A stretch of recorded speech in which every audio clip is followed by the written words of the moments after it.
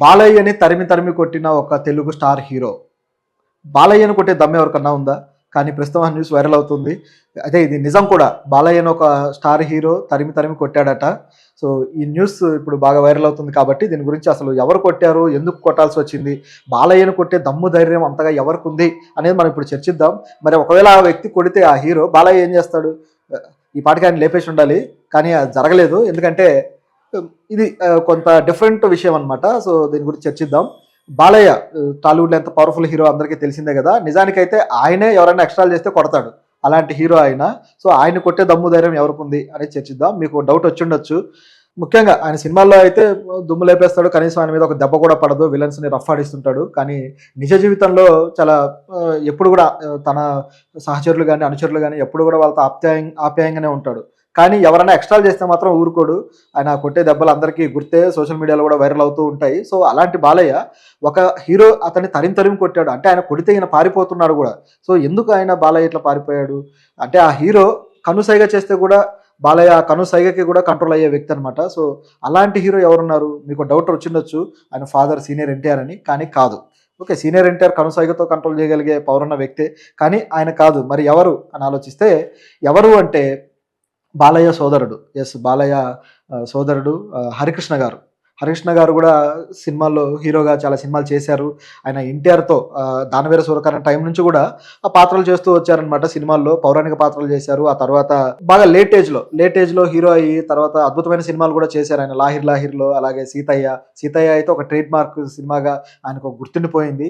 Balayya police officers character కావచ్చు, అలాగే ఒక ప్రజానాయకుడిలాగా ఒక 'సమరసింహారెడ్డి' అలాగే 'నరసింహానాయుడు' ఇలాంటి సినిమాల్లో ఎంత బలమైన పాత్రలు పోషిస్తాడో, ఇప్పుడు కూడా అలాంటి పాత్రలే పోషిస్తూ వస్తున్నాడు. నిజం చెప్పాలంటే చాలా రోజుల నుంచి ఆఫ్టర్ 'సమరసింహారెడ్డి' ఆయన పోషించే పాత్రలన్నీ కూడా 'సమరసింహారెడ్డి' షేడ్‌లోనే ఉంటాయి. అంటే ఒకే పాత్రని అనేక సార్లు పోషిస్తున్నట్టుగా ఉంటుంది బాలయ్య గమనిస్తే. అయితే ఆయన అది బాలయ్యకే సాధ్యం. ఆయన చేస్తేనే క్లిక్ అవుద్దనమాట. అందరూ చేస్తే అవ్వదు. వేరే నటులు ఏదైనా వెర్సటాలిటీ చూపించాల్సిందే, కొత్తగా డిఫరెంట్‌గా చేయాల్సిందే. కానీ బాలయ్యకి అవసరం లేదు. ఆయన నిలబడి డైలాగులు చెప్పి కూడా సినిమాని ఆడించగల సత్తా ఉన్న హీరో అనమాట. సో, ఆయన ఇట్లాంటి పాత్రలు చేస్తూ వచ్చాడు. కానీ ఆయన తరువాత చాలా లేట్‌గా వచ్చిన హరికృష్ణ గారు కూడా ఇలాంటి పాత్రలు చేస్తూ వచ్చారనమాట. సో, బాలయ్యకు ధీటుగా ఆయన కూడా అద్భుతమైన డైలాగులు చెప్పి, అద్భుతంగా పెర్ఫార్మ్ చేసి, ఆయన ఒక స్టార్‌డమ్ తెచ్చుకున్న పరిస్థితి ఉంది. అంటే నందమూరి అభిమానులు ఎవరైతే ఉన్నారో వాళ్ళలో ఆయనకంటూ ఒక స్టార్‌డమ్ ఉంది. ఆ సీతయ్య పాత్ర కావచ్చు, ఇట్లా కొన్ని పాత్రలు చాలా మంచి పేరే తీసుకొచ్చాయి. అయితే ఆయన కొట్టాడంట. కొడితే ఈయన పారిపోయాడంట. అయితే అది ఇప్పుడు కాదు జరిగింది. వాళ్ళ చిన్నతనంలో. చిన్నతనంలో అంటే మొత్తం కూడా హరికృష్ణ గారు మొత్తం కూడా ఆయన బ్రాటప్ అంతా కూడా పల్లెటూరులో వాళ్ళ తాతగారి దగ్గర జరిగింది. తాతగారి దగ్గర ఆయన సంరక్షణలో వాళ్ళు పెరుగుతూ, అలాగే వ్యవసాయం కూడా చేస్తూ, వాళ్ళ పొలాలన్నీ ఆయన చేస్తూ ఉంటే వ్యవసాయం కూడా చేస్తూ ఉండేవారనమాట. సో, ఇలాంటి సందర్భం ఉండేది. సో, ఆ తరువాత ఆయన బాగా పెద్దవాడయిన తర్వాత ఎన్టీఆర్ రాజకీయాల్లోకి వస్తున్న టైంలో, ఆ టైంలో కాస్త అటు ఇటుగా ఆయన సిటీలో లైఫ్ స్టార్ట్ చేయడం జరిగిందనమాట. అయితే గతంలో చిన్న వయసులో అక్కడ ఉన్నప్పుడు ఆయన పొలం పనులు చేస్తూ చాలా కష్టజీవిగా ఉండే వ్యక్తి అనమాట. అయితే ఆయన కోపం కూడా కొంచెం ఎక్కువే. ముక్కుసూటి మనిషి, కోపంగా ఉంటాడు. ఆయన సీరియస్‌గా చూస్తే ఎవరైనా సరే ఇక నోరెత్తేది ఉండదు అని చెప్పేసి ఆయన మీద ఆయన సన్నిహితులు గాని, అలాగే బాలయ్య లాంటి ఆయన సోదరులు గాని వీళ్ళందరూ చెప్తూ ఉంటారు. బాలయ్య కూడా ఒక ఇంటర్వ్యూలో ఇప్పుడు అదే చెప్పాడనమాట. ఆయన కనుసైగ చేస్తే కూడా మేము సైలెంట్ అయిపోతాము. ఆయన గట్టిగా మాట్లాడితే ఎవరైనా వినాల్సిందే అనేది ఆయనకున్న ఇమేజ్ అనమాట. హరికృష్ణ గారికి రియల్ లైఫ్‌లోనే ఒక లీడర్ ఇమేజ్ ఉంది. సో, అలాంటి వ్యక్తి ఆయనని బాలయ్యని ఎందుకు కొట్టాడనేది చూస్తే, బాలయ్య అంటే చిన్నతనంలో ఆయన చిన్నోడే, ఈయన ఇంకా చిన్నోడు కాబట్టి చిన్నతనంలో పిల్లలతో తన స్నేహితులతో ఆడుకుంటూ వాళ్ళ పొలంలోకి వెళ్ళిపోయి, ఆ పొలంలో ఈ పొలమంతా నాదే అని చెప్పేసి, ఈ పొలాలన్నీ నావే అని చెప్పేసి ఆయన వీరవిహారం చేయడం హరికృష్ణ గారి కంట పడిందనమాట. వీళ్ళేమో పొలంలో ఎండకి, వానకి చెమటోర్చి కష్టపడి పనిచేస్తూ ఉంటారు.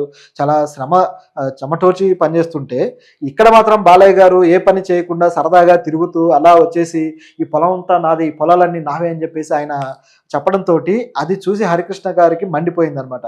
మేమంతా కష్టపడుతూ ఉంటే, తాతగారు ఇంత శ్రమ చేస్తూ ఉంటే ఈ పొలం విషయంలో, నువ్వొచ్చి ఇప్పుడు ఈ పొలం నాదే అంటావా? ఇదంతా మాదే అంటావా? ఈ పొలం విషయంలో నువ్వు పడిన కష్టమేంటి? అసలు నువ్వేం చేసావు ఈ పొలం విషయంలో? చిన్నపాటి శ్రమన్నా నీది ఉందా? అని చెప్పేసి హరికృష్ణ గారు బాలయ్యను కోప్పడి ఆయన చేతిలో కట్టె ఉంటే ఆ కట్టె తీసుకొని కొడుతూ ఆయన తరిమాడంట.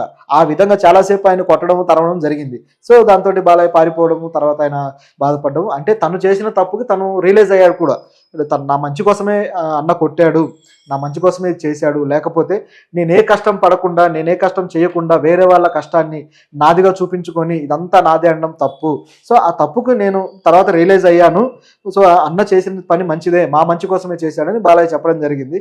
సో నిజానికి ఇలాంటి సందర్భాలు కూడా ప్రతి కుటుంబంలో ఉంటాయి.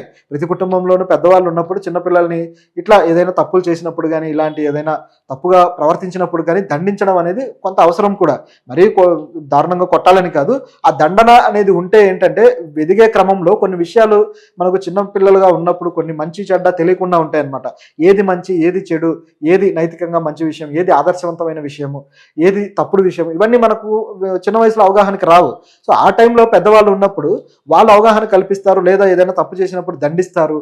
ఈ దండన అనేది అంటే మొక్కై వంగనది మానై వంగున అని చెప్పేసి సామెత ఉంది కదా, ఆ విధంగా చిన్న వయసులోనే మంచి విషయాలన్నీ నేర్పిస్తే పెద్ద వయసు వచ్చిన తర్వాత ఆ విలువలతోటి ఆదర్శాలతోటి పెరిగే అవకాశం ఉంటుందన్నమాట. ఆ విధంగా తన అన్న తనకు చెప్పాడు, నేర్పించాడు అని చెప్పేసి బాలయ్య గారు అన్నారు. సో ఇది చాలా మంచి విషయం. అయితే ఇదొక్క విషయంలోనే కాదు, హరికృష్ణ గారు అన్ని విషయాల్లోనే ఇంతే ఖరాఖండిగా చాలా ముక్కుసూటిగా ఉంటారు. ఆయన తన తండ్రికి ఎప్పుడైతే రాజకీయాల్లో ఆయనకు సపోర్ట్ చేసినప్పుడు కూడా ఇంతే ముక్కుసూటిగా ఉన్నారు. అట్లాగే తన సొంతంగా తను సినిమాలు చేస్తున్న టైంలో కావచ్చు, రాజకీయాల్లో తన ప్రవర్తన కూడా ఇదే విధంగా ఉంది. ఒక దశలో అయితే చంద్రబాబు గారికి ఆయన సపోర్ట్గా ఉన్న టైం తర్వాత ఆయన్ని వ్యతిరేకించి తనకు తానే సొంతంగా అన్నా టీడీపీ అని చెప్పేసి ఒక పార్టీ కూడా పెట్టడం జరిగింది. అంటే అన్న అంటే ఎన్టీఆర్ని, సీనియర్ ఎన్టీఆర్ని అందరూ అన్న అని చెప్పి సంబోధిస్తారు కాబట్టి ఆ ప్రేమని దాన్ని చూపిస్తూ కూడా పెట్టడం జరిగింది. అంటే ఇంత అభిమానము, ఇంత మొండితనము, ఇంత ముక్కుసూటితనం ఈయనకు ఉంది కాబట్టి ఆ రోజు అలా చేశాడు. ఆ తర్వాత కూడా అదే పద్ధతిలో వెళ్ళాడనమాట.